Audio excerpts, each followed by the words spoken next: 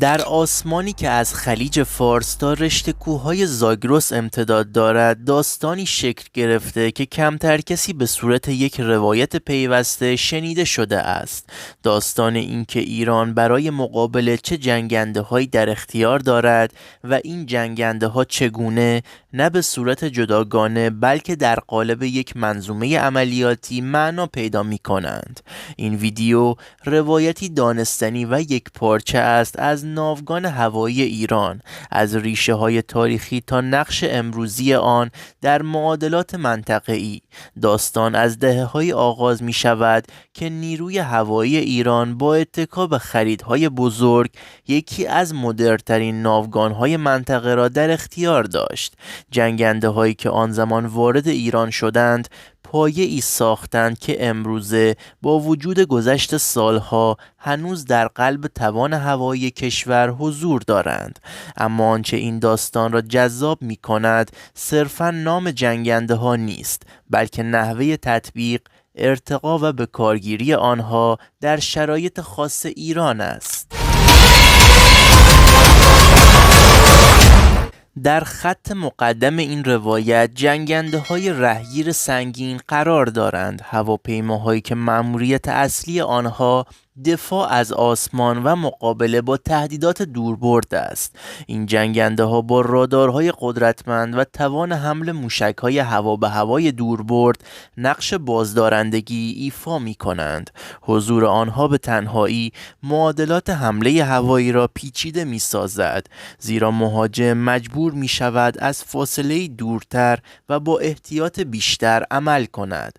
در کنار آنها جنگنده‌های چند منظوره وارد صحنه می شوند. این دسته از هواپیماها ستون فقرات عملیات‌های هوایی هستند. آنها می توانند هم مأموریت دفاع هوایی انجام دهند و هم حمله به اهداف زمینی و دریایی.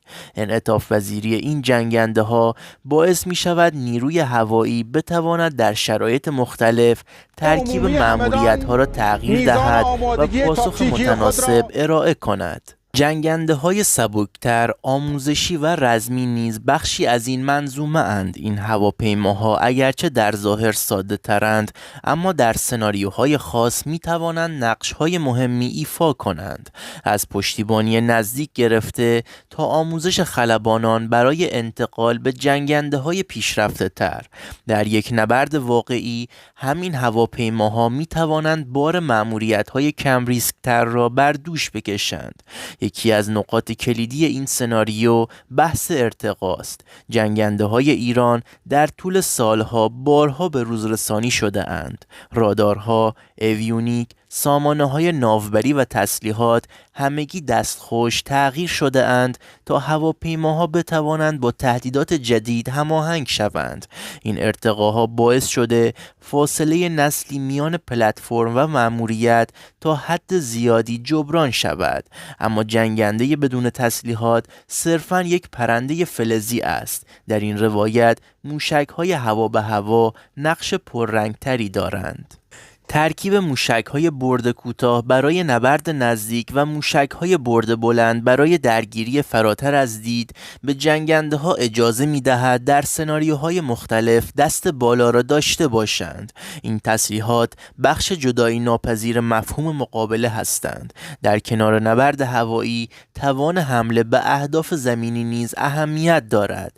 جنگنده‌های ایران می‌توانند انواع مهمات هدایت شونده و غیر هدایت شونده را حمل کنند. این قابلیت آنها را به ابزارهای چند منظوره تبدیل می کند که هم در دفاع و هم در پاسخ متقابل کاربرد دارند. نقش جنگ الکترونیک در این داستان بسیار مهم است. سامانه‌های اخلال و فریب چه به صورت غلاف‌های نصب شده روی جنگنده و چه به صورت پشتیبانی زمینی میدان نبرد را پیچیده می کنند. در چنین فضایی برتری صرفاً به سرعت یا مانور وابسته نیست، بلکه به توان مدیریت امواج و اطلاعات بستگی دارد. این جنگنده‌ها به صورت منفرد عمل نمی کنند. آنها بخشی از یک شبکه بزرگتر هستند که پدافند هوایی، رادارهای زمینی، پهپادها و مراکز فرماندهی را شامل می شود. اطلاعات از زمین به هوا منتقل می شود و تصمیم گیری به صورت یکپارچه انجام می گیرد. این شبکه محوری توان مقابله را چند برابر می کند. در سناریوهای واقعی ترکیب جنگنده های مختلف اهمیت پیدا می کند.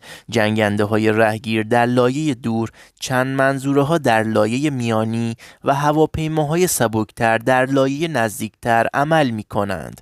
این چینش آسمان را به فضایی چند لایه تبدیل می کند که عبور از آن برای هر مهاجم دشوار است. بعد انسانی این داستان را نباید نادیده گرفت. خلبانان، تکنیسیان ها و فرماندهان بخش زنده این سامانه هستند. آموزش مداوم، تجربه پروازی و تمرین های پیچیده باعث می شود جنگنده ها فراتر از مشخصات فنیشان عمل کنند. اوورهال هواپیمای ترابری C-130 در نهایت تصمیم انسان است که سرنوشت مأموریت را رقم میزند. در پایان این سناریوی دانستنی تصویر کلی روشن می شود. ایران برای مقابله نه به یک جنگنده خاص بلکه به یک ناوگان متنوع و لایه لایه تکیه دارد. ناوگانی که با وجود محدودیت‌ها از طریق ارتقا، شبکه محوری و ترکیب هوشمندانه مأموریت‌ها توان دفاع و پاسخ را حفظ کرده است. این داستان روایت بقا، تطبیق و استفاده حداکثری از داشته هاست. روایتی که همچنان ادامه دارد و با هر پرواز فصل تازه‌ای به آن افزوده می شود. اگر روایت را جلوتر ببریم باید به این نکته پرداخت که مفهوم مقابله در دکترین هوایی ایران صرفاً به معنای نبرد هوایی کلاسیک نیست. جنگنده ها برای ایران ابزار کنترل فضا، بازدارندگی روانی و مدیریت بحران هستند. حتی برخاستن یک اسکادران پیش از شلیک هر موشکی پیام مشخصی به طرف مقابل منتقل می کند. این نگاه باعث شده جنگنده ها در چارچوبی بزرگتر از یک درگیری کوتاه مدت تعریف شوند. در این چارچوب نقش آماده باش و واکنش سریع اهمیت زیادی دارد. برخی جنگنده ها به طور دائمی در وضعیت آماده پرواز قرار دارند تا در صورت ورود هر تهدیدی به حریم هوایی در کوتاه‌ترین زمان ممکن واکنش نشان دهند. این توان واکنش سریع مکمل پدافند زمینی است و اجازه نمی‌دهد دشمن از عنصر غافلگیری به راحتی استفاده کند. مسئله مهم دیگر پراکندگی پایگاه هاست. جنگنده های ایران در چند پایگاه مختلف مستقر هستند و این پراکندگی بقاپذیری ناوگان را افزایش می دهد. در سناریوهای مقابله جابجایی جنگنده ها میان پایگاه ها و حتی استفاده از باندهای اضطراری بخشی از برنامه عملیاتی محسوب می شود.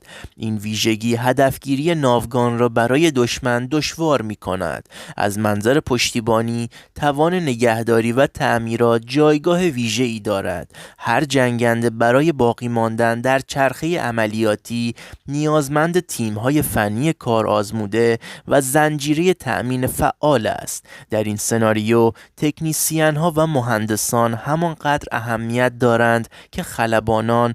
بدون این پشتوانه هیچ پروازی امکان پذیر نیست. در کنار جنگنده های سرنشیندار، پهپادها به عنوان مکمل وارد میدان می شوند. آنها می توانند شناسایی اولیه انجام دهند، تهدیدات را آشکار کنند و حتی نقش طعمه را برای آشکارسازی سامانه های دشمن ایفا کنند. این همکاری ریسک مأموریت‌های جنگنده ها را کاهش می دهد و دقت تصمیم گیری را افزایش می دهد.